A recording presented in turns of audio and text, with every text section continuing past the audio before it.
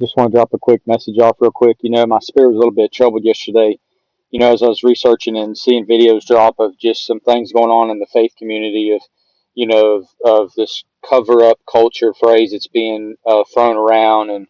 kind of used loosely. If you know what I'm talking about and you've seen the videos and stuff, there's certain people involved and this stuff that's going around about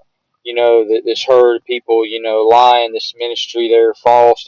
prophets, they're false teachers, all this kind of stuff, and it's like, it just troubles me, because I was reminded of in First Peter, it talks about, love covers a multitude of sins, and that has such a deep meaning, of like, the love covers, it doesn't mean that we just disregard and we ignore what people are doing, but the idea of that is that love covers a multitude of sins, that to unite the body and to remain in unity and harmony, and as this stuff's going around and it's like, we're calling out them, let's call out them, and certain board members and people, or somebody's been done, they feel they've been done wrong and they've gotten this victimhood mentality, and like these things that have just gone on, it's just a bad spirit, a bad place to be in, and it's like, I think that's what Lucifer had brewing up inside of him, from when he fell from heaven, and then he managed to take a third of the angels with him,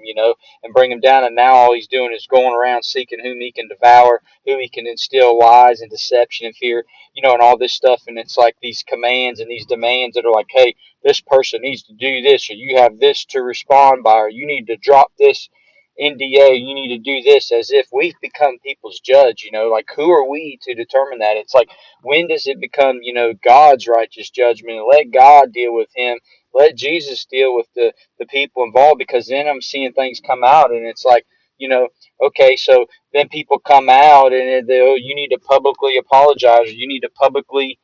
repent from this. Well, now there's already videos coming out, so, well, they weren't genuine, and that wasn't honest, and they have a history of doing this, and it's just on, and it creates so much strife and division that I think this way all throughout the Bible. That's, we should stop this. It's like, yes, what we're talking about, if they sin against you personally, specifically, like, you go to the horse's mouth, go to that person specifically, and in private, and try to make it right. If you can't make it right, then take it public, and I don't know that all that's really gone on and that all that's really happened, so I'm like, just keep your focus, keep your focus on Christ. Let's not forget the main thing. Let's remember what the goal is here,